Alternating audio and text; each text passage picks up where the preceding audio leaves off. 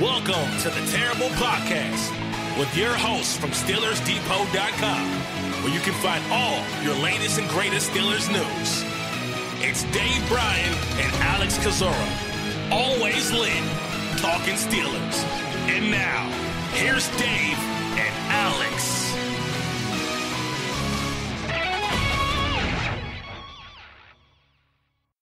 Welcome to the Terrible Podcast, Season 9, Episode 98. He's Dave Bryan. I'm Alex Kozora, SteelersDepot.com. Thanks for tuning in this Friday, Steelers Nation. Dave, how are we doing? I'm doing fine. It's Friday. We had some interesting games in the NCAA tournament last night. I found, I think three of them or two of them were interesting, at least. That Purdue-Tennessee game, that was a heck of a final 7 minutes. There, we obviously had the Pirate season kickoff yesterday. Unfortunately, they lost that one. Do they play today or no? Or are they off today? Nope, tomorrow. Yeah, it's okay, a weird thing. It's one off day right after the opening day. It's weird. No, I think we have a Penguins game tonight. I think they play the Predators. So, well, I was thinking last night, where would we be without sports? I'd be in a much worse place. Yeah, I'd be in a better place though if Tennessee would have won, because I had them in the Final Four, and if the Pirates' bullpen wouldn't collapse. That'd be really helpful right now. Yeah, that was disappointing, especially after they had got it tied and all. Mm-hmm. All right, Dave, let's kick off the show here. Nothing super pressing has happened since we last talked on Tuesday, but you had the owners' meetings and the competition committee and some of the league rule changes, and obviously I think the biggest difference you're going to see in 2019 in terms of a rule standpoint is now the ability passed by the league to make offensive and defensive pass interference challengeable or reviewable. It'll work like any other challenge play. Coaches can challenge it for the first up until the last 2 minutes of every half, and then it'll become a booth review. This is obviously kind of on the heels of the Saints-Rams playoff game, and to a lesser extent that Sean Payton really acknowledged the Joe Hayden PI against the Saints on that 4th and 1, non-call that was called. And so, Dave, what's your initial take on making pass interference a reviewable play? Well, some will say, is this too reactionary, and are they opening Pandora's box here? But I don't know. I'm sure you did see it because it was on the site, and I don't know how many other listeners may have saw it on SteelersDepot.com as well. But there was a probability study. They use win probability data as part of their research. In the competition committee and in putting this rule together and eventually getting it passed by the owners, which I believe it's a 1 year trial. Am I correct?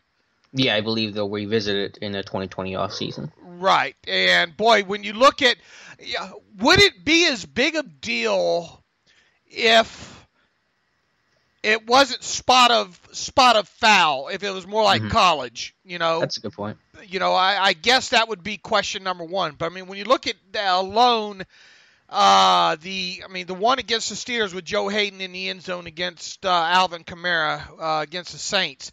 That was a 33-yard play, and it happened on a 4th and 1 or 4th and 2 or something like that. You want to talk about it was early in the game and later on in the first quarter there, but what a significant turn of events that was. You go from the Steelers potentially getting the ball in very good field position to the Saints having the ball at the 1 yard line there. And if you look at the win probability graphs that the NFL posted this past week and all, what a huge jump that was in that. Not only that pass interference play, but of course the one right at with 2 minutes left, which I still think. And I don't know how you feel about it after all this time. You haven't probably gone back and watched it or spent a lot of time thinking about it. I still don't think that was as an egregious of a call. I thought Hayden did kind of tug Michael Thomas down there. I'm still not convinced that Stephon Tuitt was able to tip that ball at the line of scrimmage. Would that play have been even a booth review been initiated? The thing that I don't want to see happen is every, inside 2 minutes, every pass interference or non-call or something get buzzed down as a booth review, because I think then that can become people say, well, the games are long enough as it is, blah, blah, blah. That's one of my hopes coming out of this, Right. is more so inside 2 minutes. Because the other is, look, it's not like they're getting an extra challenge or anything here. They still have their two other in-game challenges, and they can earn a third if they get both those correct. So nothing's really changed other than they're getting something else to throw the flag on. And I'm sure there will be calls and non-calls that get challenged. But I think my biggest concern is the inside the 2 minutes there. And once again, I mean, it goes without saying how big that PI on Joe Hayden was early in that game against the Saints, and then in the NFC Championship game against the Rams. I mean, that essentially decided the outcome. And that's a good point you bring up, that non-calls can be challenged too. It's not just you can only challenge it if it's been flagged. You can challenge it if it wasn't flagged and try to get it reversed in that sense. So that's important to point out. Yeah, I mean, I understand maybe some of the trepidation for why people wouldn't love this from a fan standpoint. Anything that slows down the game more can be a turn off to fans. But for me, I've always been team get it right no matter what. I'm in favor of expanding replay and getting the call right. And whatever happens, you don't want it to be held in the discretion of a ref making a split-second decision. So I'm all for this idea of reviewing. But that is a good point you make about how the ref's discretion will work inside 2 minutes and what they're going to review and what they're not going to review and how that's going to get legislated. But overall, I'm all for it. And the non-calls as well, as you mentioned, that's going to be an interesting aspect. I don't know. Well, I'll wait to pass complete judgment until the season or until we get about halfway through the season and all like that. But I wonder how much, how that's going to play out there, because, I mean, offensive and defensive pass interference, almost like offensive holding these days. I mean, you could probably call quite a bit of it that isn't called, right? I am curious for the offensive side because it's rarely called, and it's probably could be called more often. So I wonder if teams are going to try to take advantage of that and try to really argue for that and how refs are going to respond to it. But yeah, I'm all for it. I think you're probably only going to see maybe one of those reviews a game, so I don't think it's going to really significantly add to the length of the game. And you just want to get the call right. You don't want to have that. I mean, the same situation for the Steelers was bad enough last year, but imagine how Rams fans feel right now. So again, I'm all for trying to get that call right because it's so tough to be a ref and it's so tough to make those decisions. You're trying to see everything in the moment and an instant and make that judgment call. So I'm all for helping them out as much as possible. And I applaud. I don't know how much you listened to Sean Payton talk about it at the owners' meetings during the few interviews that he gave, but I thought he really did a great job. Even though it obviously was a big play in his team's game that essentially cost him a trip to the Super Bowl and all, but I thought he stayed real objective, or seemed to be real objective through the process, and was real open about how the rule came about and all. So I take my hat off and hand it to him on that. Yeah, Sean Payton's definitely a good coach, and you see why he's so well respected and has had so much success around the league. All right, Dave, was there anything else from the competition? What the onside kick thing for the 4th and 15 that was tabled until the summer, I think. Do you know? Yeah, I mean it didn't get passed, so I mean that's right. that. I mean it's hard to track everything that we do in a day, so I think that's about all I know about it at this point. Yeah, I think there were 2 proposals. I think the Chiefs one was that both teams automatically get possession in overtime, even if the other team scores a touchdown on the first possession. That was denied. And I think it was Denver, because we talked about that, at a competition committee, suggested the idea of substituting the onside kick for a 4th and 15 attempt. And I believe, and someone I'm sure can correct us in the comments or on Twitter or wherever, that it's been tabled till May or June or whenever they revisit this stuff. So that has not been patched yet, but it's not been shot down either. All right. Okay. What other direction we go? Yeah, sorry, I left you hanging there. I didn't know where to go with that. Yeah, let's kick it into the Steelers action now and kind of revisit some of the pro days they've been at. It's been a little bit quiet the last couple days, but the most notable place that Kevin Colbert's been in, and it's partly where he's been and where he's not been, was on the 27th, where he showed up at Texas, of all places, instead of Florida. That surprised me a little bit. I try not to be surprised by pro day stuff, just whatever happens, but I really thought they were going to have either Colbert or Tomlin at Florida, and they did not. I thought both would be there. Yeah. I mean, I really, really thought both of them would have been at the Florida pro day. And I still don't know if we've been able to track where Tomlin's been most of this week, right? most of this whole pro day circuit, I think I've only seen him at like four schools. He's been a little cagey. You don't reckon he's wearing a mustache, a blonde mustache? He might have a blonde mustache right now. Wearing a disguise or anything, do you? I mean, because look, through us covering this team over the years in the pro days, and he shows up on Twitter easily with from beat writers of colleges that don't cover the Steelers, obviously. I mean, he's that recognizable, him and Kevin Colbert, that when those guys show up anywhere, it's usually somebody that doesn't even cover the Steelers that points that stuff out first and foremost. So I don't know. I mean, is there anything to read into kind of, I don't want to say caginess or whatnot. I mean, it's just it's kind of been off the norm, so to speak. I think he hasn't.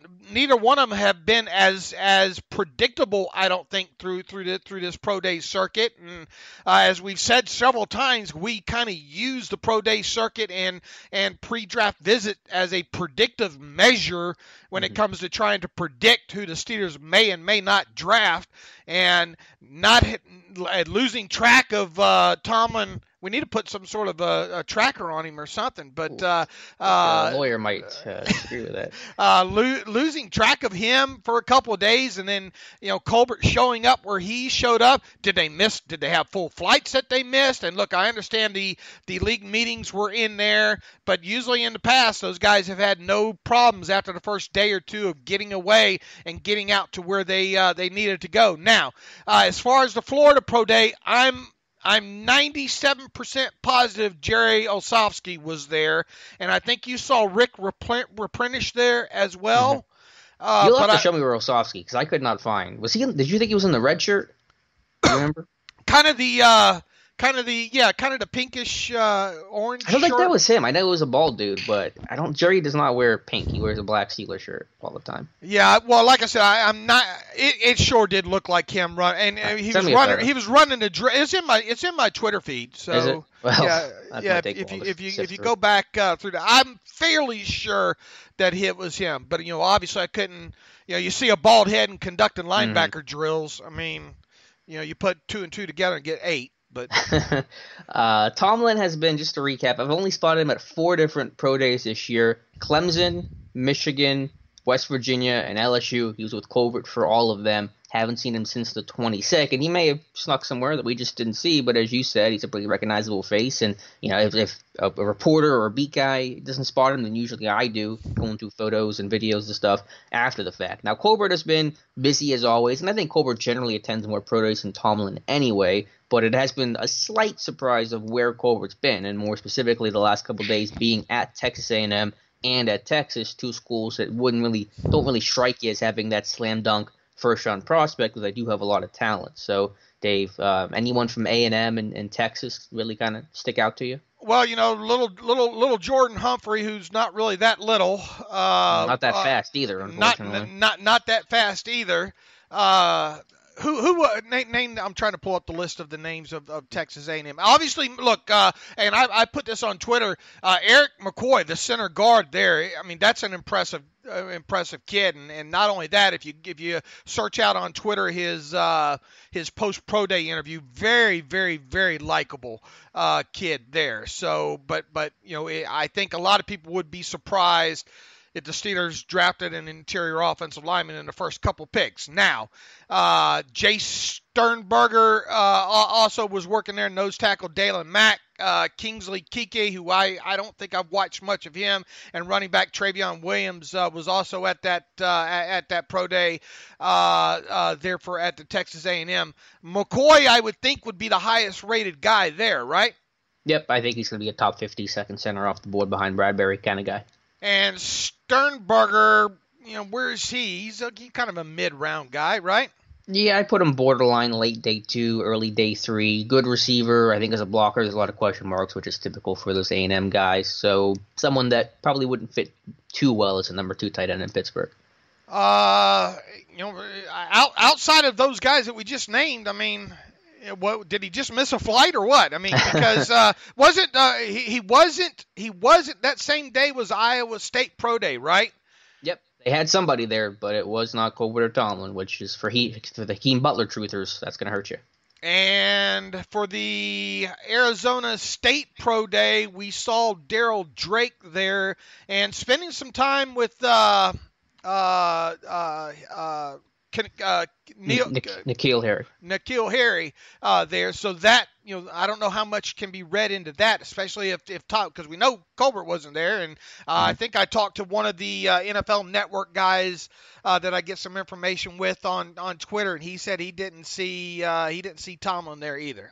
Yeah, it was just Daryl Drake. Now, N'Keal Harry has mostly been a big slot receiver, kind of a big, Juju type, Cooper Kupp type, where those are big slot guys. So I'm not sure on the fit, but certainly some interest in him. The other thing with A&M, and these prospects really went on my radar, but I listened to Tony Pauline, who I think does tremendous work around this time of year, his podcast, and he mentioned a pair of linebackers that apparently Kevin Colbert seems to like a lot at A&M, Tyrell Dodson and Otera Alaka. Now, Dodson and Alaka are generally projected as late day 3 guys, but Pauline seemed to hint that Dodson could be a day 2 guy, maybe a round 3 type of player who ran really well to combine. I think he ran a 4.6 flat. And it's had some decent production. So it seems like Colbert has gone basically at every school that's had talent at inside linebacker, and we know Colbert basically he did admit that they haven't done a good enough job of replacing Ryan Shazier. So it kind of feels like this is Colbert's personal mission of finding that Shazier replacement by going to every school that has either one top guy at inside linebacker or multiple guys that can play inside linebacker. And as far as little Jordan Humphrey goes, I mean, he's not fast and he's not little. I mean, where is he? Where do you have him kind of going? He's a 4th round guy, right? Maybe even later than that. I mean, I'm not sure what he ran at this pro day, but you ran 4.75 at the combine. That's not getting you drafted very high in a deep receiver class. Right. Now the was it the next day or the day after Colbert was at Texas, and that's a little bit more understandable there. If I lose track of the days. Was that the same day as the Florida Pro Day? Yes, it was. I believe it was. Now there are a couple interesting prospects there in Charles Omenihu, the defensive lineman who. Remember, this is a kid that was at the Senior Bowl, so he's got that going for him. He has nice combine numbers there. He definitely a height, weight, speed kind of guy that would fit on the Steelers defensive line. I went back and did a full contextualization on him that either yesterday or day before. That's up on SteelersDepot.com. He moved all around on that defensive line, which is a good sign. He was productive there as far as defensive plays go. Good against the run, obviously a good pass rusher as his numbers indicate. This is a guy, if the Steelers are going him and the who's the Notre Dame defensive lineman? Jerry Tillery.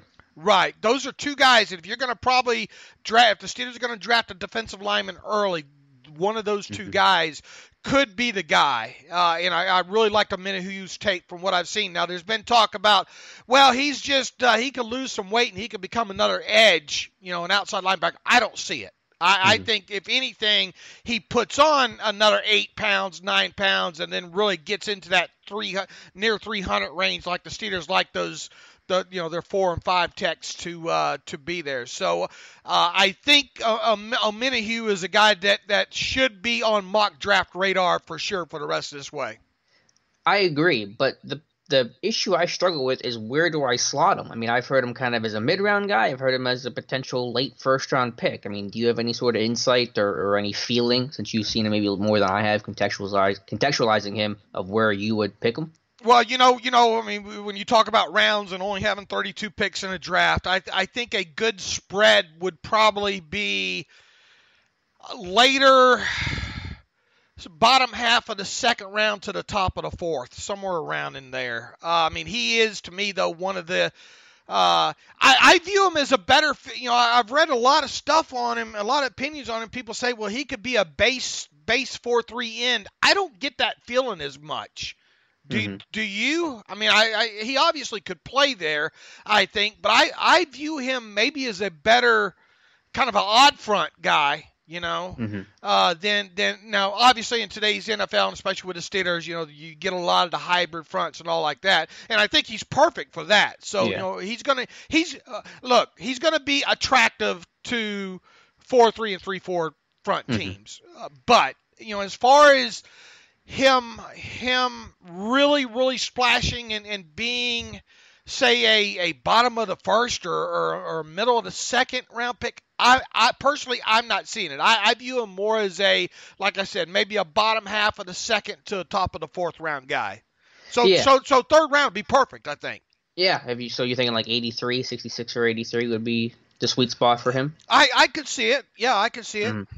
And that's what I was going to pivot to, is that really the schemes have been blurred so much that the whole distinction 4-3 versus 3-4, it's distinction without a difference. And that's what I think makes Omenihu attractive, is that he is kind of versatile. You can kick him inside, you can play him outside, maybe stand up a little bit, move him around. The Steelers really have a high priority on movable parts and guys that can play with their hand up and hand down. We've seen TJ Watt do a little bit more of that. Chick has played more hand down over the last 2 seasons. So I'm not too worried about the scheme fit anymore as I am just the talent. And can you be productive and can you rush the passer? But yeah, I was just having trouble trying to find that sort of scheme fit. But then they are bringing him in for a visit too. Do we mention that? That's no, I don't think we did. And that's another thing. Boy, you want to talk about checking the boxes as far as heck, I mean, I guess you could say he's got the boxes checked to be the first round pick at this point. Right. I mean, Senior Bowl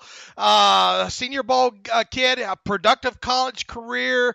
So I don't see any red flags with him as far as I guess the only flag would be that he's a senior, not an underclassman. Yeah, but I mean, we've seen Bud Dupree, and it's not often, but it has happened. Now I'm not saying that that's going to be the case here, but I mean, if you wanted to go through the checking off the boxes as far as qualifying for it, I mean, Colbert at the pro day and all like there, it's there when it comes to him. Do we know what his spark number was? That would be another thing to. I can try to look it up. I do not know to do with it. I think it's pretty decent. Another positive thing about him is he tried to run that. I think he tried to at least run his 3-cone again at his pro day, and that's going to be attractive to a team like the Steelers. A guy that just not going to stand and be satisfied on his numbers and that kind of stuff there. I'm looking to see. I don't see unless they consider him an edge. Do they consider him an edge? Maybe they do. Yeah, I don't. Oh, I see him. I see him here. 119 even. That's solid, right? You tell me the context. Yeah, my boy Ben Banagoo out of TCU posted a 145.2. Yeah. That's at the top there. Montez Sweat's up there. Rashawn Gary. Boy, is Rashawn Gary a guy we're not talking enough about, Alex? I don't think he circles the 20, so I think we're not talking about him because he's not going to make it there. Brian Burns, obviously, up there when you talk about edge. Jordan Brailford out of Oklahoma State, 132.3. That's not overly surprising looking at his build and kind of his stuff on tape. Nick Bosa, 126.5. Chase Winovich, who I don't know about you, but Tinsel distracts me. And if there was, if you're trying to watch Michigan film outside of watching Chase Winovich, in particular, Chase Winovich is tinsel. He's very distracting. Boy, his tape is impressive. And he put up 126.2 P-Spark number according to the 3 Sigma Athlete website here. So when you look at Omenihu, 119 even, not bad, but not super sparky. I guess would be the word there. So, yeah, I mean, he checks a lot of boxes, especially when it comes to being a potential second or third round draft pick. The Senior Bowl, Colbert at the pro day, character. I mean, you go down the list, he's got the boxes checked. Yep. To go with another guy to look at Colbert's kind of mission to find that inside linebacker, Gary Johnson, who I think you looked up and wrote about, a guy that ran really well at the combine, kind of like Blake Cashman, where, coming into the combine, not a lot of people really knew about him, but he turns in, a 4.43, just something absurd like that. And so, that could be in play. So what do you think about Gary Johnson? Yeah, there is some good stuff on his tape for sure. Now, I think he's only a 2-year player at Texas. there are points on his film, on his defensive highlight reel, on his contextualization, where you see that speed. Now he's not. He's that speed shows up more north-south than anything. You don't see it. At least I didn't as much. You do see it some, but it doesn't stick out as much as far as a sideline to sideline guy. But you definitely do see the agility and the north-south burst on him on his contextualization tape, which once again is only 2 seasons worth. I kind of, and we're going to get into this a little bit later in this show. Kind of the guy that you expected to make a little bit few more marks on the stat sheet there, but I think, Alex, that, and you go back to some of the comments Kevin Colbert has made so far this offseason, we didn't do a good enough job addressing the linebacker position, right? Colbert gives us clues. Sometimes we push them to the side. Sometimes I overanalyze them with my tinfoil hat on and all like that. But Colbert notoriously, after the draft's over, we can go back probably 9 out of 10 years and say, yep, he tried to tell us. And look, I'm not, don't save this portion of the podcast as a key moment here. We all know the Steelers need an inside linebacker here, but him saying what he said, and them obviously going out and signing a guy like Mark Barron as a Band-Aid, if you will. Without a doubt, you have to think inside linebacker is going to be a first or second round pick if they can get a good one, and possibly in the first round. So, in lieu of that, in case they don't get him one of the Devons early on in this draft, it looks like they're lining up potential possibilities for later in the draft. So, to me, Gary, we talked about Gary Johnson. We talk about David Long Jr. out of West Virginia a few times. Those guys are break glass in case of emergency, I feel, as far as prospects go. It probably is not going to be surprising to see 3 or 4 mid-round inside linebackers brought in for pre-draft visits here. It's a good point. Yeah, they're covering all their bases. They don't want to feel like last year where they missed out on the top guys and they just didn't like anyone else. Maybe they didn't scout these guys enough and just couldn't settle on a backup plan at inside linebacker, and it probably cost them for it. So that's been their idea there. Dave, I've had so much trouble with, because we know that the Colbert and the Tomlin pre-draft pro day visits are so important to telling us who the first round pick's going to be, and I'm having a lot of trouble trying to match where they've been with a logical first round pick. Have you kind of had that problem too? Because I'm trying to find that name that fits all those boxes, and I'm struggling, to be honest here. Yeah, I mean, we've already talked about who the leader in the clubhouse is to this point, and I think he's still the leader in the clubhouse to what everybody expect the possibility of the first round to go. Need versus want, the whole factors, and yeah, it has been a little bit. That's why I said at the opening, kind of when we got into the talk of the pro days, it sure would be easier if Kevin Colbert and Mike Tomlin would wear trackers, so we know exactly where they are and how big of the house they send with them to the different areas. Look, last year with Edmonds and all, we just didn't. And most people didn't view Terrell Edmonds as being a first-round guy, But all the other boxes were checked. I mean, all the boxes were checked other than us just not thinking he was a first-round guy. Yep, exactly. And the year before it was the same and everything. So I thought, okay, they're going to go to Florida, and we could argue about Chauncey Gardner-Johnson all day, and that'll be that. Nope, didn't happen. I thought Iowa State, maybe they'll do that. Hakeem Butler, nope, didn't go there. Other schools I'm sure I'm missing going through my list right now. So before we get to Devin Bush, because obviously we know, you mentioned kind of leader in the clubhouse, and Tony Pauline in that same podcast I referenced earlier basically said that they're all in on Bush and they want to get him, and hopefully they can. But if they can't, we know there's a possibility that they cannot. What about Mac Wilson? I feel like that's the guy that we're Edmonds-ing up here, if that's a phrase, where we view him as a second-round pick, but he's checking literally every single box, because that's the one underclassman at a position of need that they were at his pro day, that obviously a Power 5 guy, decent production, that seems to fit. I keep going back to Mac Wilson.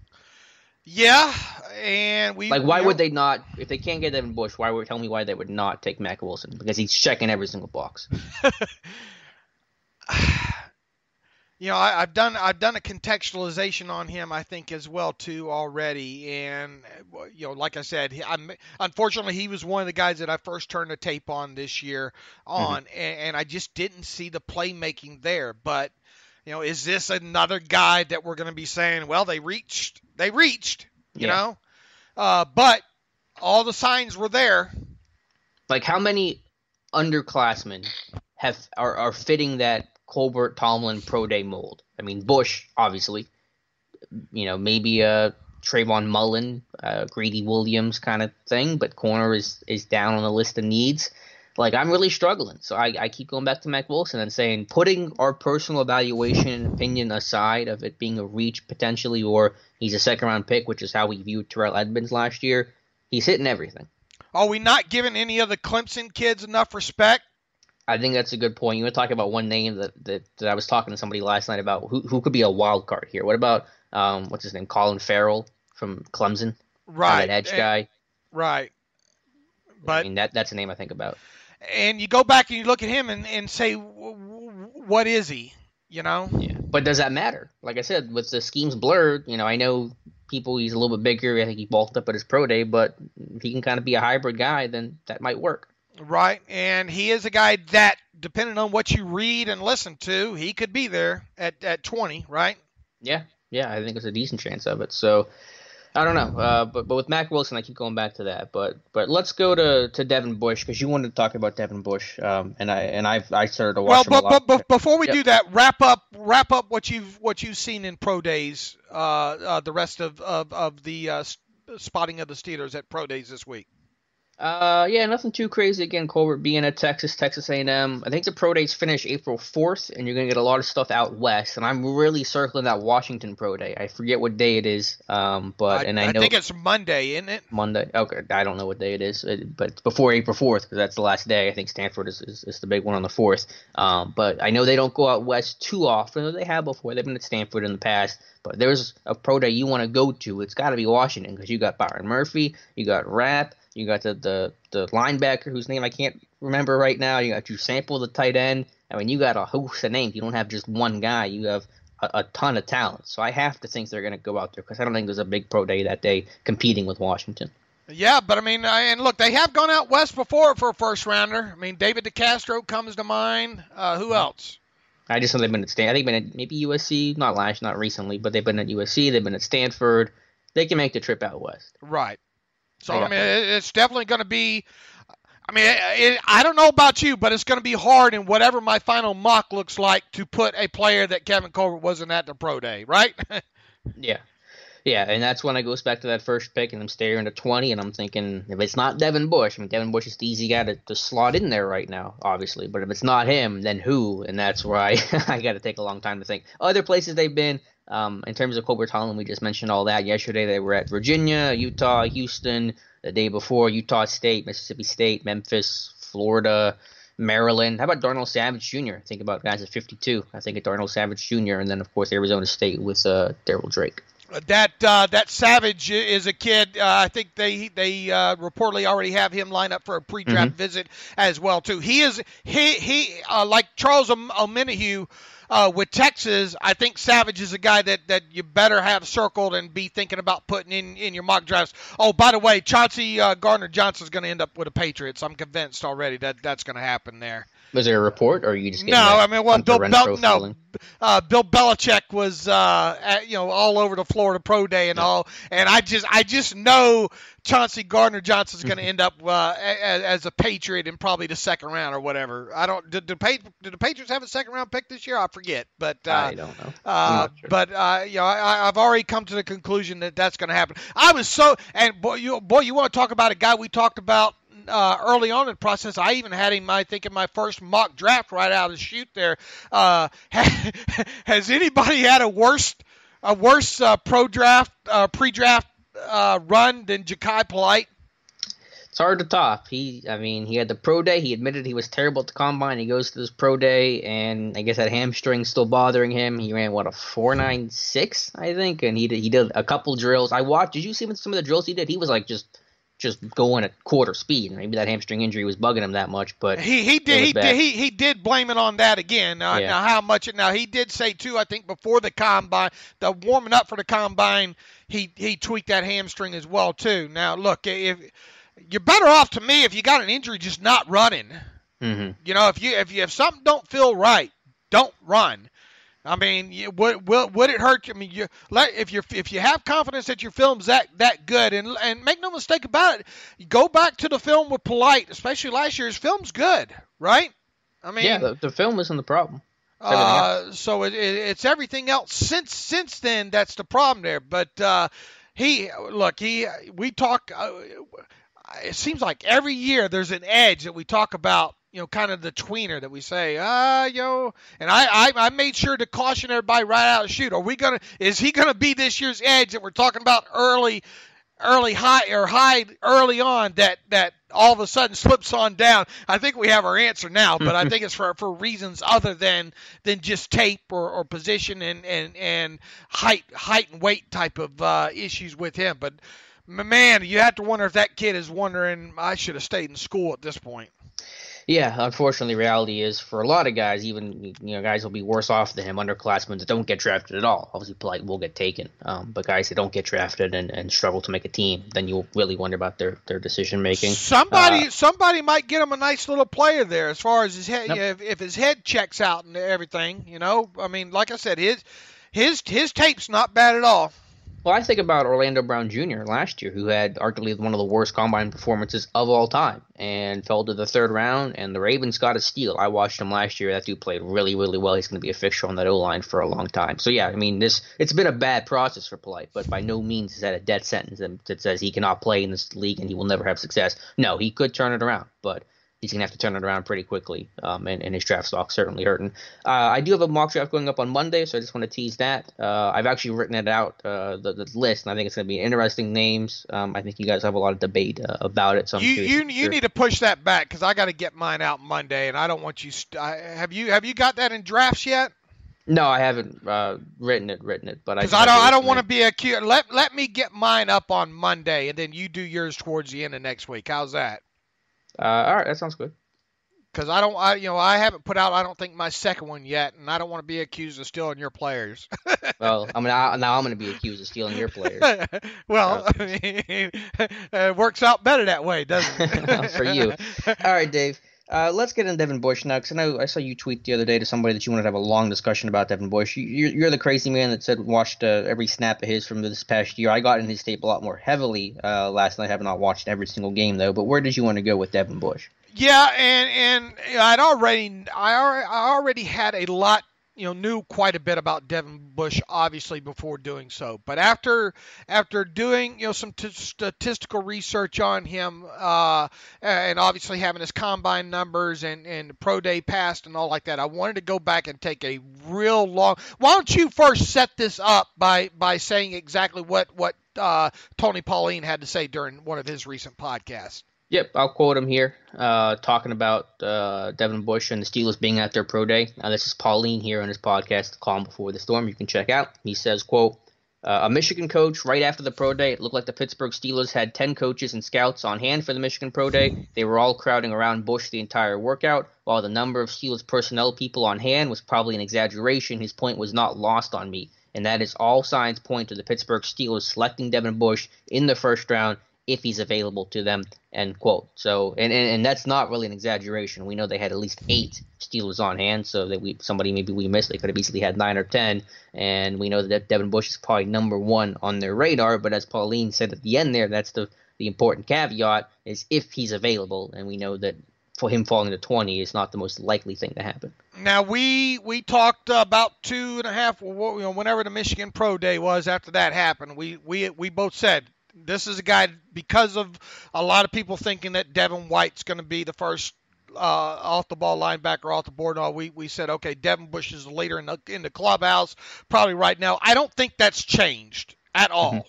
Now, and I've said this all along about Devin Bush, you can go through just a handful of games from last season with Devin Bush, and you can see every measurable of his from the combine on tape. I'm talking from short shuttle to 3-cone to 40 to vertical.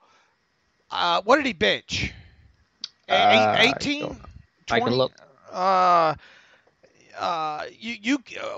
The point being, you can see every bit of his measurables on tape, and that's always obviously a good sign. You want to be able to after an event like a pro day or a combine takes place, you want to be able to go back and say, I saw that on tape, and you don't have to look far. You can pull up just a couple of games. I think last year the game against Nebraska, and I think the game against Indiana are the two that really, you see a lot of that on display. You see the short burst speed when you talk about 10-yard and 20-yard times and stuff like that. So from an athleticism standpoint, it's there. All right, now let's start. 21 reps on the bench. All right, I thought it was 20. Okay, 21. Here's the heel turn. Here's the heel turn. No, not necessarily the heel turn, but why didn't he show up more in the play column? Okay, now look, now we have to define plays, because there are probably in his 2018 tape, there is probably, I should have counted these, but I didn't, eight or nine plays of him going from the middle of the field to either sideline and making a tackle that maybe gained 3 yards, 1 yard, something along those lines. All right. So on tape, when people say, well, he's a sideline to sideline player, that is there. Okay. Where else was I going with this? Okay, he as far as his play against the run, all right. Now he had, what was it, like I think he played 680 something snaps, 700 snaps last season. When you look at his run tackles, last season he registered just 2 assisted run tackles that resulted in lost yardage. 2, okay. That's not overly impressive when you look at the stat sheet. Additionally, when you look at his entire college career, I'm trying to read my notes here, he registered only 5.5 total run tackles for losses during his entire career at Michigan. All right. Now, some will say, well, that Michigan defense that front was good, and it was. I mean, you got Winovich. You have who was the defensive lineman we just talked about earlier? Sean Gary. Gary.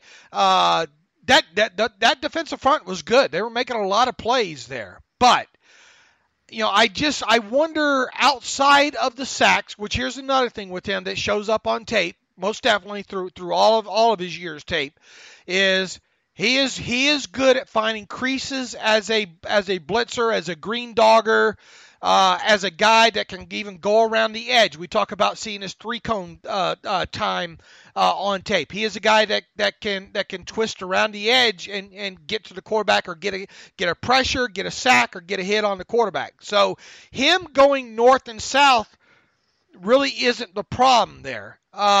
My question with him, and as far as him getting up blocks, you will see him get swallowed up. There is no doubt about it.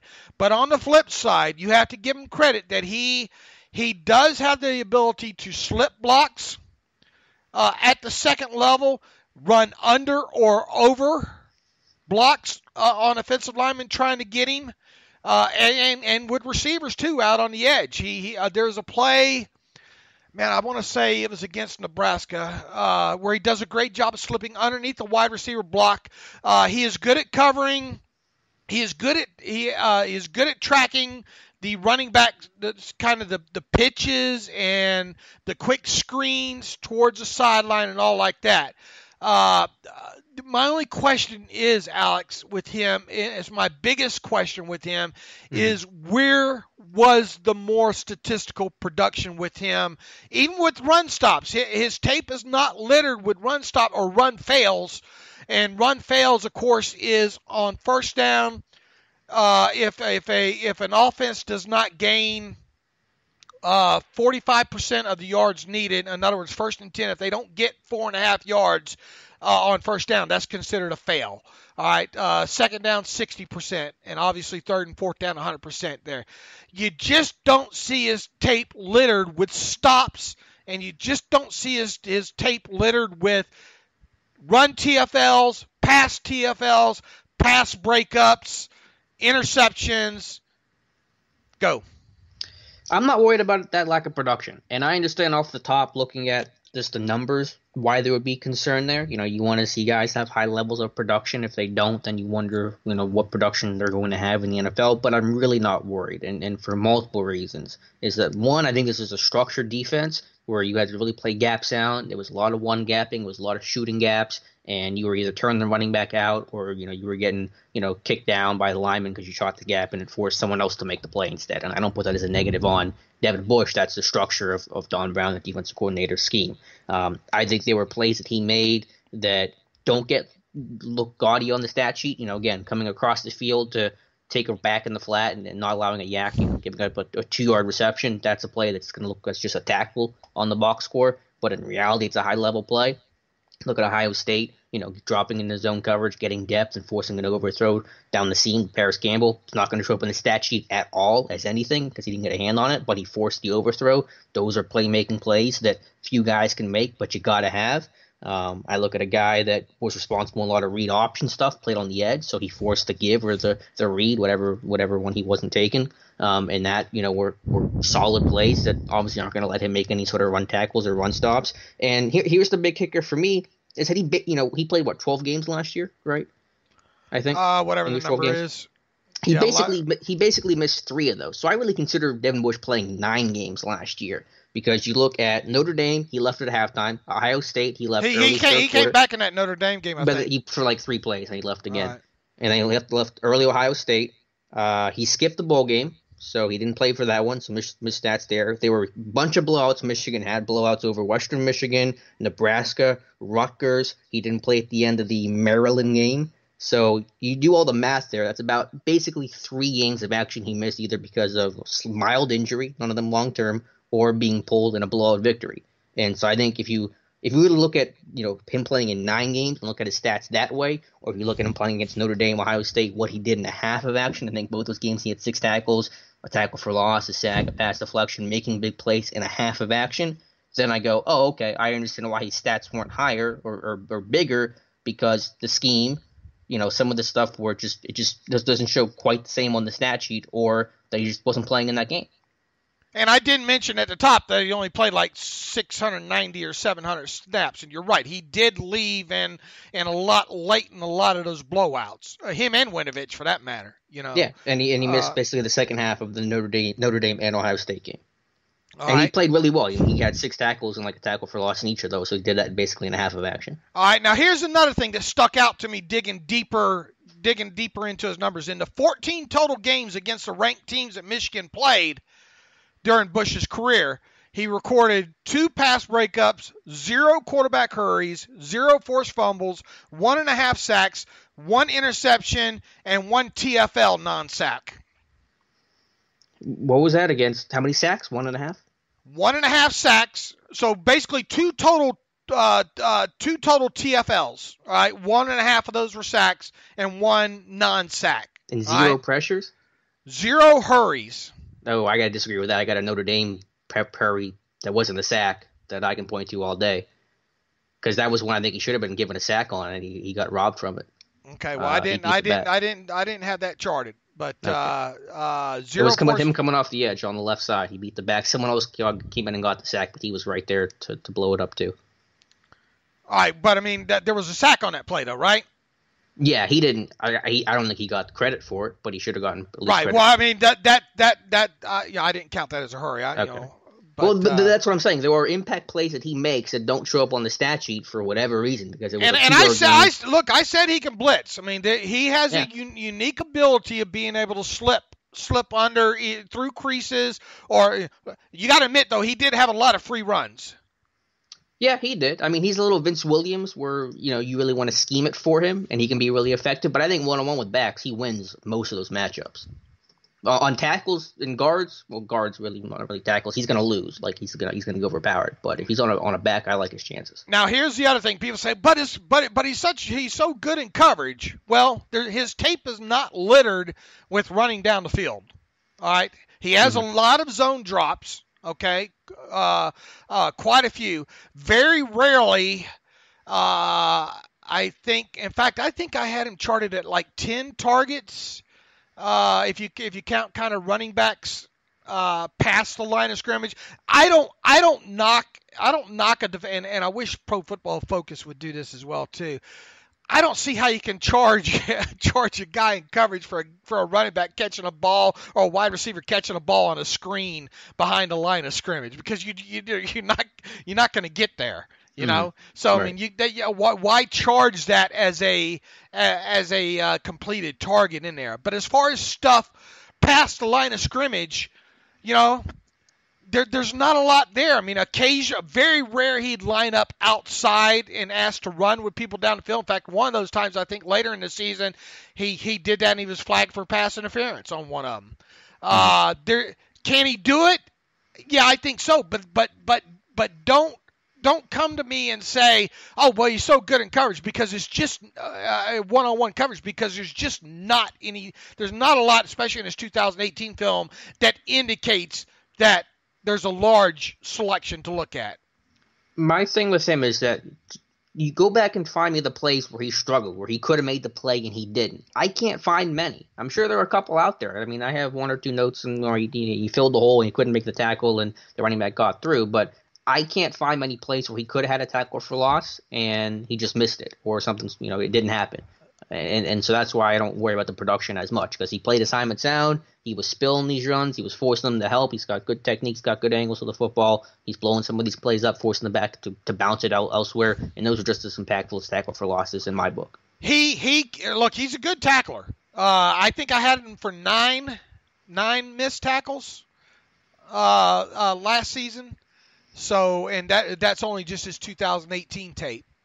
So, I mean, he's a fairly good tackler. He's a reliable tackler. And look, he drives through the tackle, too. What was the play against, once again, I think his best tape, what would you consider his best tape from last year? I thought it was Nebraska and Indiana. And that's where he piled up a lot of those run tackle stops, if you will, was in those two games. And I thought his best tape was in those two games against Indiana and Nebraska. Yeah, I mean, you watched more than I did. I watched the Nebraska game, too. I thought he was really impressive. I thought he was good in the Notre Dame game, the half that he played. So I'd probably say, from my standpoint, Notre Dame and Nebraska. All right. Now, were there plays that you felt like he missed out on? I don't know how much you have, how you have it charted. I thought there were plays that he was run out of the plays by larger by offensive linemen. But I'm talking about the tackle for loss standpoint, where you're talking about, why didn't he have more plays in the backfield? Well, that's just it. He wasn't in the backfield as much. But are there plays where you're saying, okay, he shot this gap, but he missed the tackle, or he got out of his run assignment, or he could have plays that he could have easily had a tackle for loss and he didn't? Not from that aspect. Yeah, no. That's what I'm saying. It's like I don't feel like he. But he's also not, I guess, the gambler that a David Long is. Okay. Yeah. I think he was asked to gap shoot a lot. He just would bounce the back to the other way when the back saw, oh crap, here comes 10 in the B gap, and I got to bounce it and cut it the other way. Yeah, but look, and I'm going to make an argument against my own argument here in a minute. But David Long sure as hell didn't miss those. Mm-hmm. I mean, you want to talk about not only run TFLs, but solo run TFLs. Yeah, but like you said, he got the gap shoot more than I think Devin Bush did. Or did he? I think he did. Okay. Well, and even if he didn't, then if the back turns away from Devin Bush, then what do you want him to do in that situation? Somebody else. Okay, so why didn't the backs turn away from? They didn't. I don't like. Sometimes it doesn't happen. Sometimes you get the play. Sometimes you don't get the play. Look, I'm just saying that it's the concerning point with him is why there weren't more plays, okay, more statistical plays, and people say, you can't stat scout.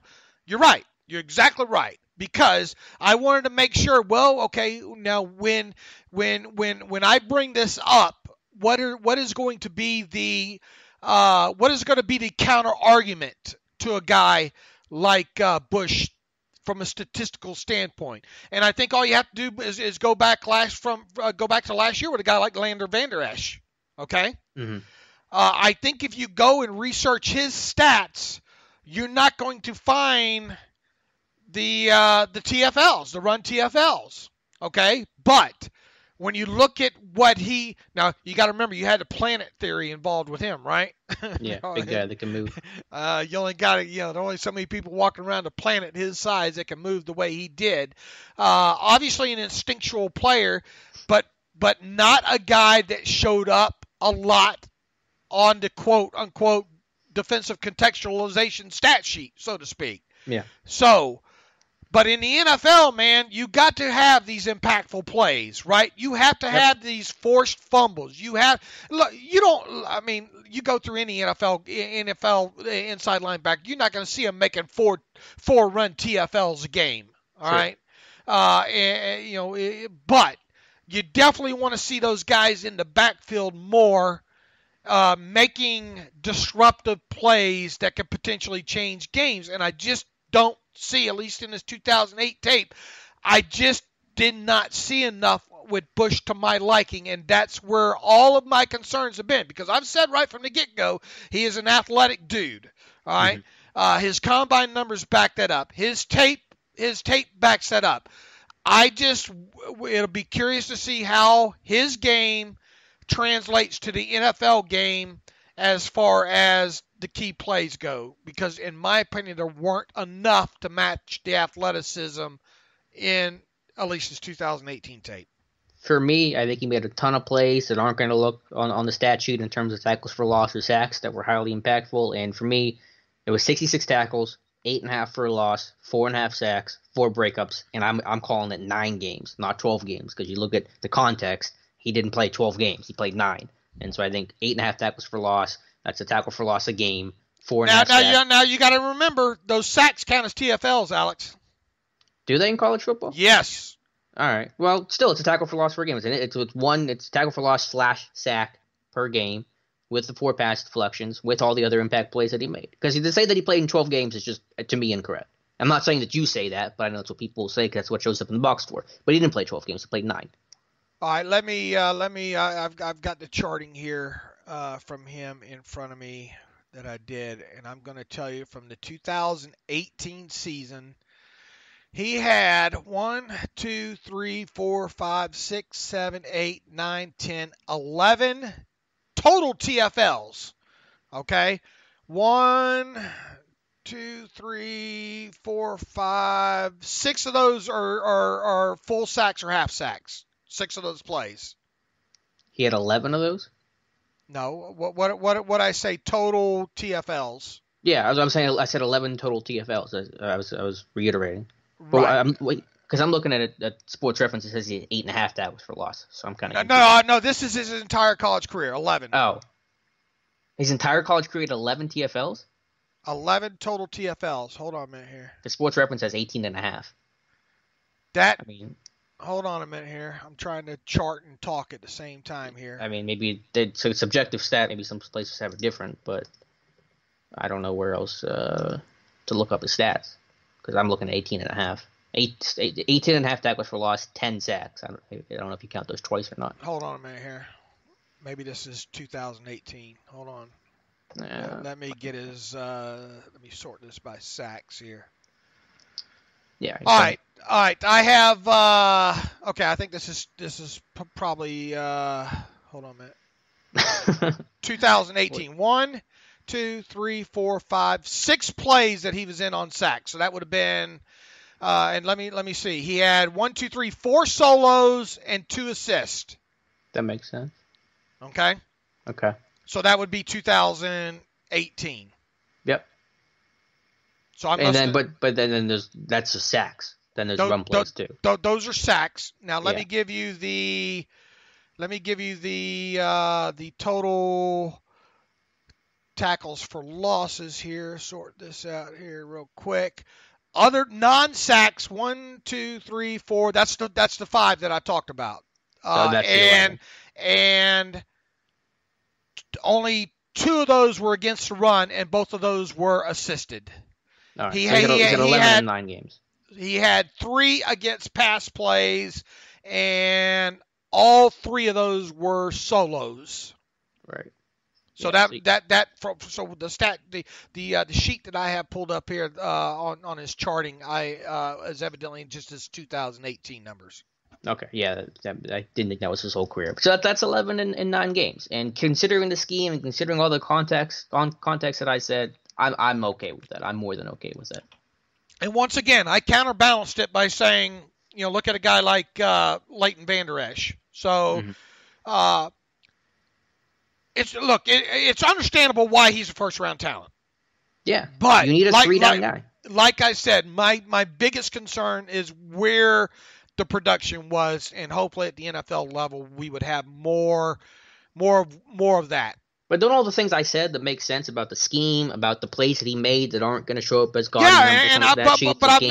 But I never have said anything counterbalance to that. I said he shows up on the sideline to sideline stuff. I mean, most definitely. I mean, there are plays that he gets that result in maybe 3 or 4 yard gains that could have gone for 7.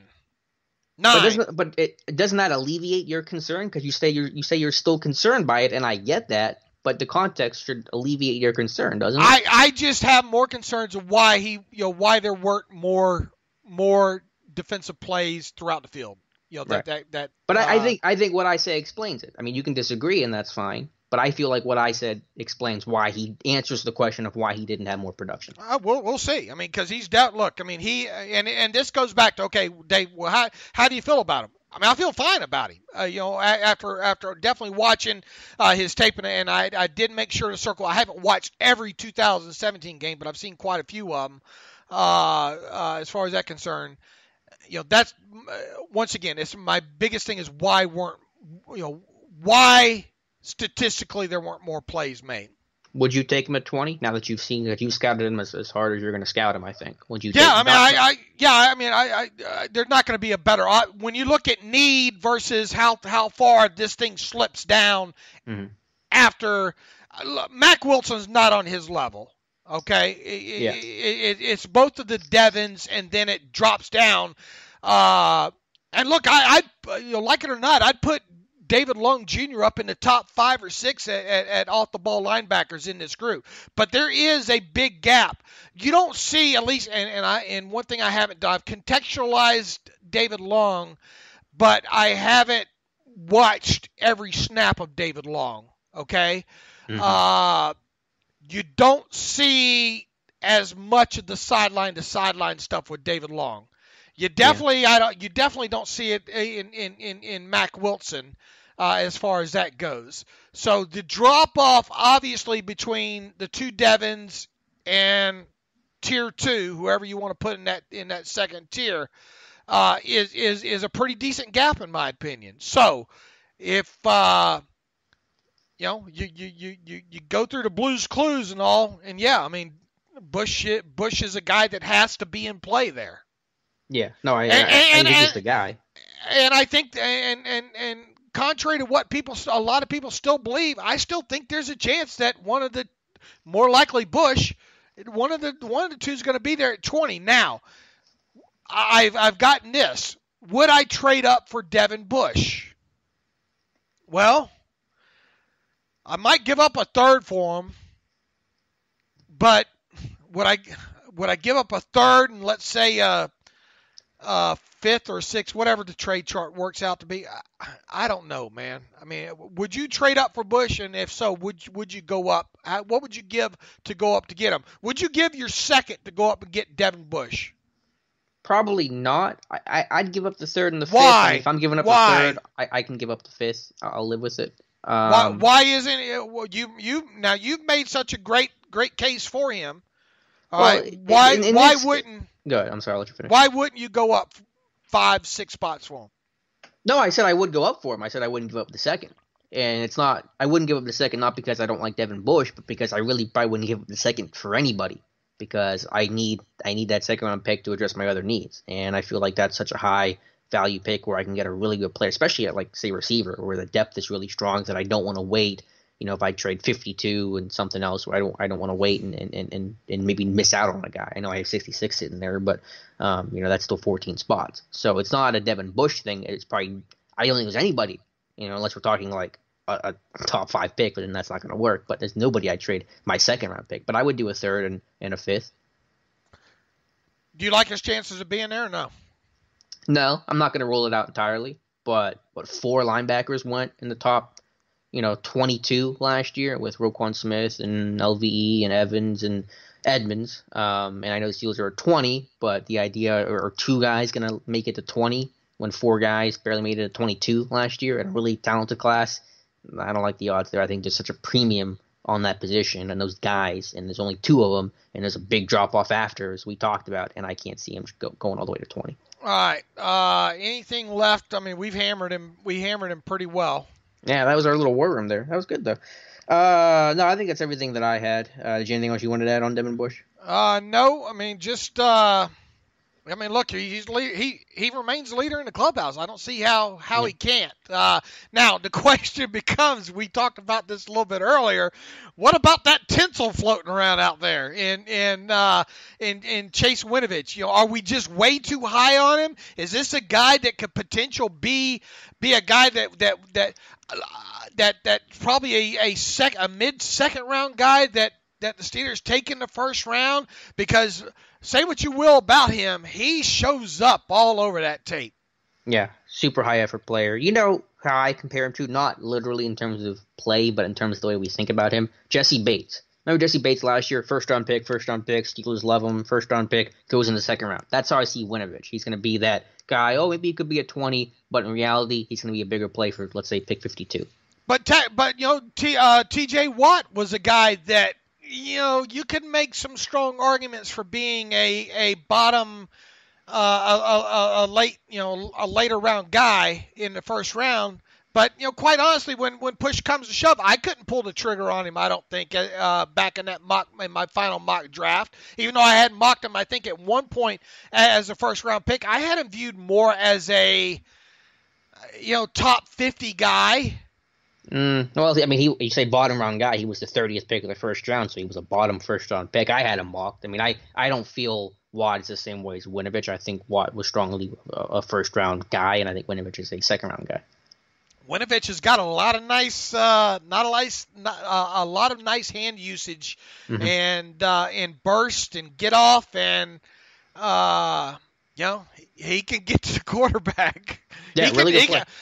He's good against the run too, man. I mean, quite a few TF. You want, and look, maybe that, and like I said, it was at the start of our talk about Bush. Did Winovich make some plays that Bush just didn't have time to get to? Yeah. I mean, because that front made a lot of plays. And I think Winovich was the benefactor of a lot of those plays that Bush and Gary made. Remember, the point I should have made earlier was that Rashawn Gary has the same questions that Devin Bush has. Where was the production? And they've explained it, and Don Brown's talked about it and said it was the product of the scheme. It was the things we asked Gary to do that didn't always let him make the play, but he made the play that let the other guy make the play. And I think Devin Bush is in the same exact boat. There's only so many tackles for loss to go around. Where'd you do you have a link to or an audio of Don Brown and those quotes or no? I don't. I can pull them up though. I'm sure. Send those to me because I haven't searched, or I'll try to search them out. But if you have a quick link to them, send that to me. But yeah, look. I mean, without a doubt. I mean, where we stand right now. and where most people I think stand right now, and it kind of gives credence to what Pauline said and the Blues Clues that we like to do. I mean, it's hard to argue against Devin Bush being in their sights at 20 if he's there. Yeah, I actually just found some of the quotes from Don Brown. Read them. Yeah, I don't know what the exact question was. I'm just reading it, text here. But Brown says, I think this is regarding the lack of production that Gary had. He says, quote, I kind of disagree with it. It's what you asked to do within the scheme. He's a 280-pound defensive end that runs like a 260-pounder. In our defense, it all starts with knocking the tight end back. Who better in the country to knock the tight end back than him, referring to Gary? Obviously, we did a lot of inside movement and edge stuff. We asked him to be a complete football player and not just rush the passer, and he did it, and was a great teammate. So explaining what Gary was used and why he wasn't having the gaudy numbers that maybe he could have had. And where do you have Gary? I haven't. I haven't really watched him because he's not getting to Pittsburgh. All right. And then on Devin Bush, Don Brown says about, I think this is a question and concern about his size. Don Brown says, quote, I'm just baffled when I hear that. He's 6 feet. He's 230 pounds. He's in the Big Ten. He can run from sideline to sideline, make plays on the perimeter. In the spread run game, he was kind of an extra half defender you had to account for, get his nose dirty. So for my money, I know we'll take it. That's what he says on Devin Bush. All right. I think we had a really long discussion. You see where I'm coming from on Bush, sure. though, right? Oh, yeah. I mean, I get looking at the numbers, career 18.5 tackles for loss, 10 sacks, generally not what you see from a top-level guy. 1 career interception, 11 pass deflections. I get it. But I think when you have those questions, you say, well, what's the context? I think the context explains it, and I think you see his tape and you see the athleticism, and you say, okay, I'm comfortable with why he didn't have the most amazing numbers. How do you think that breakdown went? Will be received by our listeners? I think good. I think it's good when we're on the other side. Not that we're on other sides of the fence, but having a healthy debate because it needs to be had. You don't want to get into this groupthink of, well, Devin Bush is the guy because that's what I heard, and now we're just going to assume he's the guy and not think about it anymore. I mean, that's bad for everybody here. It's good to have that discussion and say, is he really worth it, or is he a product of just the hype and of Mel Kiper mock draft and everybody, goes crazy over? So I think it's good. The only other thing that scares me is where has there been when have we ever in the last, let's say, or since you've been with the site, when's the last time we've had almost kind of a guy that was this heavily favorited this early on in the offseason? I mean, look, you look at the guy. Look, I don't know what people. I don't want to talk bad about Mel Kiper. He's definitely getting paid. That's the first thing you say about him. I think you're talking bad about him a little bit. I mean, you read some of the stuff this guy does, and it really makes you wonder. Right now, look, I don't envy having to track 32 teams and needs and placing names with them. But I mean, some of his stuff, his mocks are just they're a lot easier for someone like us to pick apart. You know what I'm saying? Oh yeah. I mean, I don't even think he had Byron Murphy in his latest mock draft. I think he did have both Devins off the board by pick 11. He had Rock Ya-Sin in the first round. I don't get that. I don't think you get that either. Mm-hmm. What else was a bit? Do you remember peeling through that? I think it was an ESPN Insider thing, wasn't it? Yeah, but I paid money for that. Yeah, I'm not paying money. I'm not giving my money to Mel Kiper's mock draft. He obviously had DeAndre Baker once again going to the Steelers at 20. He had Greedy as the third corner off the board. Behind Baker, he had Baker as the first corner off the board, Rock Ya-Sin the second, and then Greedy Williams as the third. Rock Ya-Sin goes before Greedy. I don't know what I'm gonna do. One year. I'm not seeing it with Rock Ya-Sin. And look, let me take a point on and this point of the podcast here to say, look, I missed too. Sure. Chris Jones with Kansas City, I did not see any of that. All right. I certainly did not see any of that. I did not see first-round talent. But as I have explained, I only watched 3 full games of Chris Jones when he came out. All right. Did I pick the wrong games? Do I need to do a better job of scouting defensive linemen? And that's obviously been several years ago. But I mean, it's a learning process. Every year is a learning process with this thing. And I think that Devin Bush is this year's learning process with him.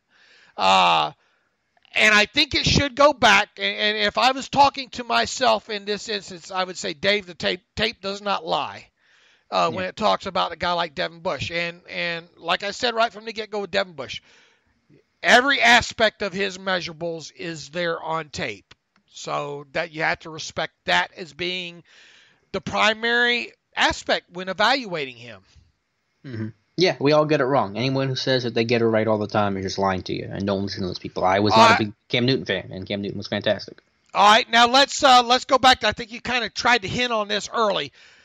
Let's assume both the Devons are off the board. Mm-hmm. Let's assume Greedy is gone. Where do they go? Well, let's assume they don't trade up. Yeah, well, let's assume that just both Devons are gone and everyone else that is theoretical is there. Let's just throw Greedy into it to throw Greedy into it. Yeah, I'm not sure, at least in terms of what they're going to do. I mean, I have my opinion, but that doesn't mean so much for what they're going to do. It means nothing for what they're going to do. And that's why I keep going back to Mac Wilson, because I think he fits the most boxes of anybody you could put in contention. Unless they go to that Washington Pro Day. All right, let's do this. We had a good talk about Devin Bush, really good talk, and hopefully the listeners enjoyed it. By this time next week, and it'll give us a week's time, let's do the same. Let's go through at least 2 years of tape of as much as we can on Mac Wilson, and let's have the same discussion with him. Okay, yeah, I need to watch more, and so maybe I won't feel as strongly one way or the other. But yeah, let's do that. All right, so where else? I mean, outside of Mac Wilson, where else do you go? I have no idea. I've watched the Ohio State tight ends. Probably as I could stand to watch more. The Ohio State tight ends? I mean, not Ohio State. Iowa State tight ends. Fant does a lot of great things, but man, the drops, those are hard to get past, man. Mm-hmm. I mean, those are hard to get past. I don't see him as a first round guy, and I definitely don't see him as a 20 overall guy. TJ, on the other hand, I could see it a little bit more. And make no mistake, where this team is right now as far as tight end goes, they could stand, regardless of who the Steelers sign. Let's assume they do sign another guy in free agency right now. It's not going to be any guy we're talking about much more than a minimum about. And when you look at Vance McDonald's injury history, and you look at, I mean, God bless Xavier Grimble for sticking around as long as he has, but he is what he is. All right. You look at the loss of Jesse James. There is room for a tight end, and like it or not, there's room for a tight end at 20 overall. Tomlin said as much, I think, during the owners' meetings that they're gonna, they could and probably will address the tight end position. But again, to go back with the Iowa guys, not at the pro day. And right, I know exactly. there was a mystery team that came in on Friday. Pretty sure that wasn't Pittsburgh because Colbert and Tomlin were at LSU that day. Fant, I think he's a good solid tight end. He's probably going to be, I don't know, second, mid second to early third. I don't think he belongs in the first round talk. I think he'll go higher than that. I think he's at worst an early second round pick. I think he goes in the first. Well, I mean, outside, you think he goes in the first, Fant? Yeah, I think just that big athletic tight end. Everyone loves him. Yikes. Not saying he should. Look, he can. You look at his average yards per catch, and you look at his ability to stretch the field. I mean, he can do it. But again, not at the pro day. So right. I kind of take a step back. Hakeem Butler, I take a step back. Chauncey Gardner-Johnson, I take a step back. So not at the pro day. And then the list starts whittling down. What about is the Mississippi Pro Day today? I think it is, right? Yeah, Dawson Knox, I think, just ran 4.51, and I heard he could be a potential late first round pick. And what about the other Brown, the other AB? AJ Brown. Yeah, AJ Brown's a good name to put out there. I don't know if the Steelers are there. We'll find out soon. They better look. How can he not be? Culver's been in Texas. It's not. Come on. Hopefully we hear. Let me ask you this: if both of them are at the Ole Miss Pro Day today, what does that tell you, if anything? Yeah, I think you start looking at what if DK Metcalf were to slip. Not that I think he will, but it's possible. AJ Brown, yeah. I mean, I whatever matches up. I'll just go wherever they show up. I need to watch. I need to watch more Brown. I think by this weekend as well too. So, All right, so people don't be surprised if I mock Bush in the mock drafts because it only makes sense at this point. I just I think we had a good hammer out session as far as why he should be in the conversation. If it's not Devin Bush, I know you're going to struggle for the answer, but if it's not Devin Bush, who's it going to be? If you had to guess. Yeah, I couldn't even. I'm lost. I mean, yeah. Colin, wanted to get out of Clemson. Oh yeah, the Pharrell, yeah, the edge guy. I mean, yeah. maybe we're not paying too much attention to those guys. Who name the pro? I mean, Alabama. They're at Alabama. Both of them. Name the places that Colbert's been again. We know. Look, it's not going to be a Texas or Texas A&M guy. At least we don't think. Yeah, because there's no first round guy that fits, and like McCoy, but I'm not taking a center at 20. Colbert has been at, let me type because I have Dan Colbert in here too. Kevin Colbert's been at Clemson, Michigan, Bama, Notre Dame, West Virginia, LSU, Texas A&M, Texas. Tomlin has been at no other new places. He's been at 4 of those I mentioned. So that's your list you got to work with right now, at least if history is any indication. All right, and looks like according to buddy Andrew Groover from NFL Network, Metcalf doing wide receiver drills here. I don't have time to look and see who's there or not, but we'll definitely pass along the word as to if any Steelers are there.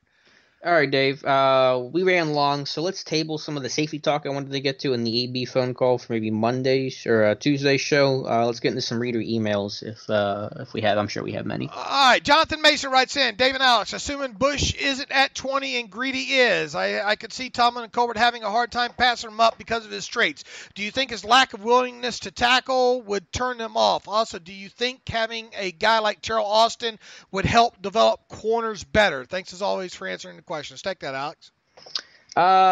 With Grady, I'm not as worried about his tackling as other people are. I mean, obviously it's not great. Byron Murphy's a lot better, but I don't think he's this lazy, low-effort dude that people make him out to be. So, yeah, I'm not as worried about that as others. What was the question about Austin? Just asking if Austin can coach these guys up? Do you think having a guy like Terrell Austin would help develop corners better? Assuming he's working with them, we don't know exactly how they're splitting, the division of labor with Bradley and Austin. But yeah, hey, I'm all for more help and a veteran guy, a guy that yes may have struggled as a defensive coordinator, but a guy that seems to be specializing in the secondary. So hey, I'm all for it. Joshua Cummings writes in, happy Friday, guys. I'm admittedly a little behind on the podcast and great Steelers Depot article, so please forgive me if I already discussed. You're forgiven. But is Joe Hayden a good candidate to extend this offseason? Absolutely he is. I mean, if you can work out the parameters of it, didn't we already determine that he's not as old as we thought? Didn't we say he's going to turn 30, Joe Hayden, this offseason? Yeah, I think so. So he's not too old. So yeah, I mean, if he wants to do the deal and you can get him with low guaranteed money involved in him, absolutely. Why? I mean, every interview you watch of Joe Hayden, you can't help but like him more and more. I mean, he's just that good a dude, and why wouldn't you? Look, you're in no position, to go past this season and not have him. So right. I think when you get into training camp and all is probably the best time to do some negotiation with him, and I think odds are good that you do extend him. He goes on to write, has been far and away the best DB the last 2 seasons and could help lower his. I wouldn't worry about his cap hit too much, Joshua, this year. I mean, if you can extend him and get some of that money, kind of front loaded and keep his cap hit the same or only lower it by $1 million or $2 million.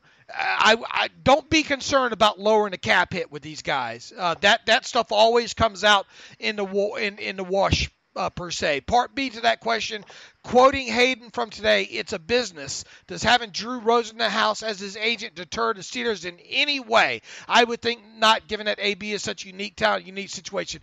Don't hold the, I know it's an easy target. I know Sean Davis just recently switched to Drew Rosenhaus.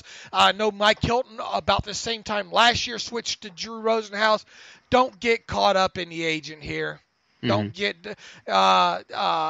if it makes good for both sides, the deal will get done. Rosenhaus is obviously going to get a bad rap for all this AB stuff and all like that, but his job is to make the player, as mentally unstable as they might be, happy, and he did just that. So it's on his business card. Right. Make mentally unstable happy. Let's see. Jordan Rushlander writes in, why not make an aggressive play for Devin White? David and Alex, the way I see it, the Steelers have about 2 years left in their Super Bowl window with Ben. Therefore, I believe they need to make aggressive moves to build the best possible roster this year. If they believe Devin White is a potential all-pro talent, they should be willing to trade their first-round pick next year to jump into top 7 to get him. I will be shocked if they trade. Kevin Colbert's not. I will be shocked if he trades a future first-round draft pick. In my opinion, he is clearly a superior player to Bush. I don't know. Where is the line between Watt and Bush right now? We just did a great breakdown of Bush. How far is the gap between White and Bush, Alex? I'm not sure if I'm totally equipped to answer that yet, but I think you take either of those guys and you're very, very happy. And yes, they're not trading a first-round pick. They've picked in the first round every year since 1970. Now, if you want to ask the question, Jordan, of if White's their guy, why not to move up to him? Now, if you're talking within reason of packaging something together from this year's picks, are you willing to give up is Kevin Colbert willing to give up a second this year and swap first to go up and get him? Yeah, I don't know about that. Probably be more apt to go up to get Bush a few spots and to go up maybe to potentially get a guy like Watt if that's indeed where it comes down to. He writes, if we could somehow land Watt in an inside wide receiver to replace Brown, I believe that would give us our best possible shot at a 7th Lombardi. Here's the thing. How much is a rookie inside linebacker going to impact this defense in 2008 or 2019? Yeah, I mean, it's going to depend on their own progression. Obviously you want to see those first and second round picks play early and be impactful, but you do have flexibility now that you've signed Mark Bear. But, I mean, ideally, he is making an impact for you, maybe not as much right away, but definitely the second half of the season. All right, DJ White writes in, gents, first-time emailer, long-time listener, and long-time Twitter follower. We've exchanged a few pleasantries over Twitter, and I decided it was time to fire one of these over. Well, I apologize for those pleasantries that I sent you. Everyone and their aunt thought Butler was goner this year, and he ended up getting more responsibility with coaching the outside linebacker group. See, even Alex gets them wrong. The linebacker group, and then they bring in Terrell Austin to assist the defense and help with the secondary. Is there a chance Austin gets the role, title or no title, as DC before the season starts, or maybe Tomlin calls the defense? I think it's possible that we're going to see Tomlin have more and more of an impact on the defense. I'm really going to be curious in terms of who's got the play sheet, who's doing the play calling. It's not going to be Terrell Austin. Definitely not in title. I don't think in practice either. We know that Austin's going to be in the booth this year, which I think pretty much takes him out of doing any actual. Not that defensive coordinators can't be in the booth, but I think the Steelers prefer them on the sideline. Nick LaMarca from D.C. I was just over your area last offseason, Nick, touring Washington, D.C. and all, and it rained there a lot, but I did enjoy getting around to some of the sites there. If the Steelers didn't have Ben's contract, would they continue to spend to the cap limit every year? General Manager Kevin Colbert is usually frugal in free agency. Is that a product of cap space or true team philosophy to not spend big dollars on outside players? Unfortunately, I think we'll find out soon enough. Look, they spend to the cap every year, right? I mean, look, don't just look at this as cap. Look at this as cash and cap, and please know that in the CBA there's an 89%. You must spend, every team in the NFL through a 4-year period must spend up to or beyond 89% of salary cap, whatever the salary cap is total for those 4 years, in cash. What is cash? Cash is base salary. Cash is signing bonus or whatever other bonuses given in one particular year. So will they continue to spend to the cap limit every year after Ben's contract? Look, we'll find out. I mean, we've been you had from 2004 until whenever Ben's first deal done, and they spent a lot of money giving out deals on the defensive side of the ball, right, Alex? Yep, they certainly have. So, life after Ben, depends on when that is.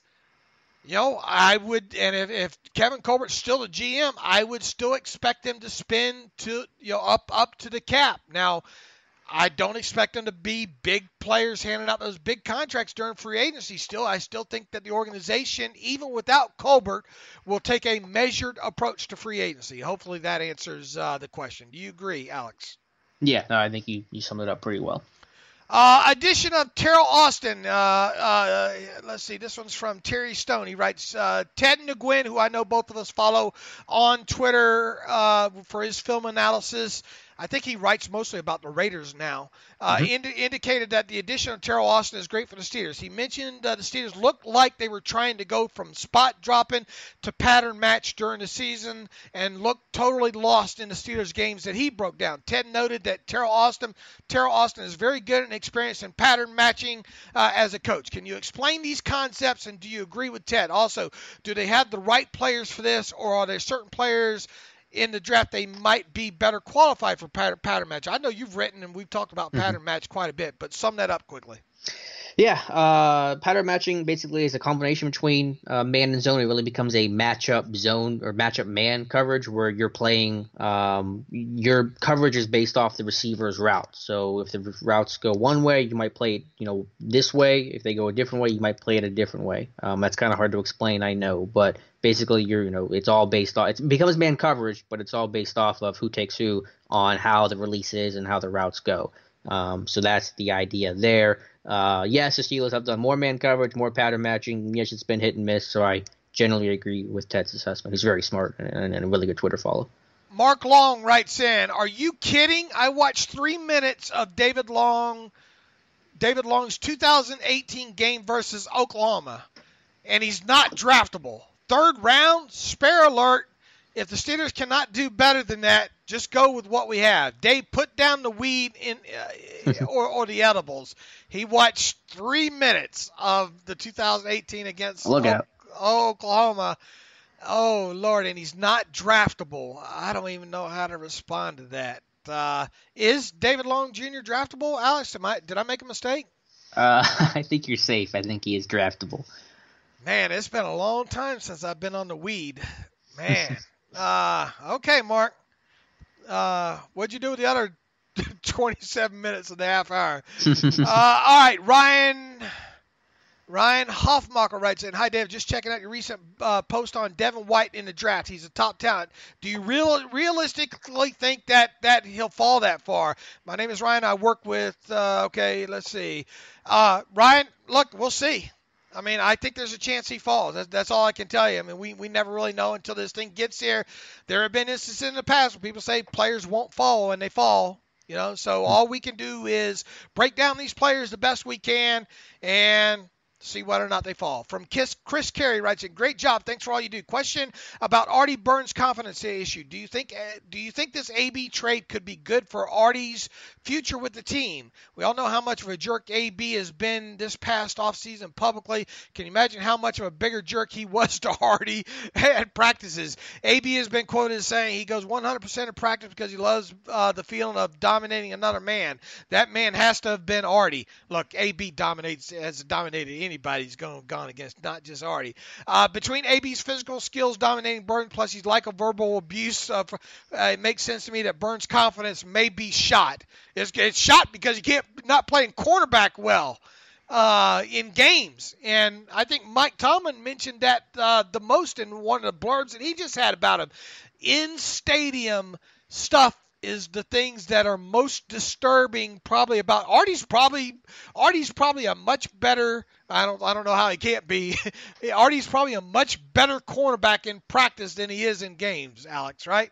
Oh, yeah. I mean, I think about the 2017 training camp. The only guy that could even slow down Antonio Brown was Artie Burns, and that's why I was super excited coming out of the 17 training camp. I'm like, okay, this guy, his confidence has to be up because he's playing well. AB still got his, but Burns is playing well against Antonio Brown, the best receiver in football. So, no, I don't think it's going to do anything for his confidence. I think his confidence is totally unrelated to AB being there or not. Jeremy Miller writes in, I'm late with my homework. Blame it on the NCAA tournament. We forgive you, Jeremy. Just got done watching the David Long contextualization. I love how he deals with blockers, whether giving them a quick pop or eluding them. I like his short area speed and quick. Scheme is a concern. Looks like he blitzed a lot. Hey, Bush did. Bush went after the quarterback as well, too, quite a bit. Seemed to get better, still ascending. After his 5-yard burst, his long speed, sideline-to-sideline speed doesn't seem as good as some others. That's great. I think I brought that up a little bit earlier in the podcast. Not just the Devins, but also some of the other second-tier guys. I don't know why you have plural Devins in there, because I think if you go watch the full Bush tape from last season, you'll see he can go sideline to sideline. He goes on to write, David Long disguises well, sneaky, not flashy pre-snap. Okay, I agree with that. In today's NFL, is he more of a small buck than a Mac? Possibly. Better. David Long Jr. is better straight line playmaking than sideline to sideline. I don't think anybody's going to run from that. Right, Alex? Yeah, but I still like him sideline to sideline. I do too, but he's obviously not in the tier of the white Bush, yeah. Right. Right. Bottom line is he is not making me forget Bush. Good point. But I'd be happy with him as a consolation prize. Well, we'll see. The Texas kid are both what I would consider consolation, and maybe Mac Wilson are the consolation prize right now. Like a few of these second-round guys, I feel like a viable option for the Steelers on day 2 gives me the optimism if the team misses out on a Devin. No reason to sell the farm to move up. All right, Jeremy, thanks for that's a kind of short to the point. Great emails that we're looking for. Thank you for that, Jeremy. Ron Richard writes in, hey kids, I'm 59 years old. I enjoy the show always. 2 things. Donnie, the Torpedo Show. Appreciate the work you're spearheading, Dave, on pushing a Hall of Fame nomination. Recently watched the top 10 safeties on NFL Network, and Donnie came in at number 9. His second thing, Dave T. Thomas. Hope you guys can bring him in on a podcast episode. Ron, we're doing our best as usual to get him in. Ron Richard lives in Bucktouche, NB. What is NB? NB? Yeah, he's in Canada. I don't know what NB stands for in Canada there, but got us a Canadian listener, eh? Let's see, one last one. Nah, that's we've done it here. We'll hit some more on. We've run long here once again, thanks to my blabbermouth. Real quick, for Ole Miss's Pro Day, have not seen Tomlin and Colbert yet. They could be there, just haven't seen them. But Rick Rapriche, senior scout, is there at Ole Miss's Pro Day. Why are they hiding from us? I think they're on to us, Dave. I mean, why can't we? Why has it been so much problem finding Colbert and Tomlin at obviously Colbert's been a little bit easier, but where is Tomlin? Why can't we find him? All right. Look, tell us what you thought about our, do you like those long breakdowns of players that we just did? We're going to try to tackle, I think, Mac Wilson next week. I hope to have my mock draft up on Monday. Alex will follow along with another one of his. These guys continue to do a great job on SteelersDepot.com putting these draft profiles up. Alex involved with that. I hope you enjoy my contextualizations as well. In the meantime, you can follow me on Twitter at Steelers Depot. You can follow Alex on Twitter at Alex_Kozora. Follow the show at Terrible Podcast. Email the show, theterriblepodcast@gmail.com. Do you like what we do on this podcast? Do you want to help support the cause? If you do, please go to SteelersDepot.com. Hit the donate button, upper right navigational bar. As always, if you want a ad-free version of SteelersDepot.com, go to SteelersDepot.com. Hit the ad-free button, upper right navigational bar. And as always, thanks for listening to the Terrible Podcast with Dave and Alex.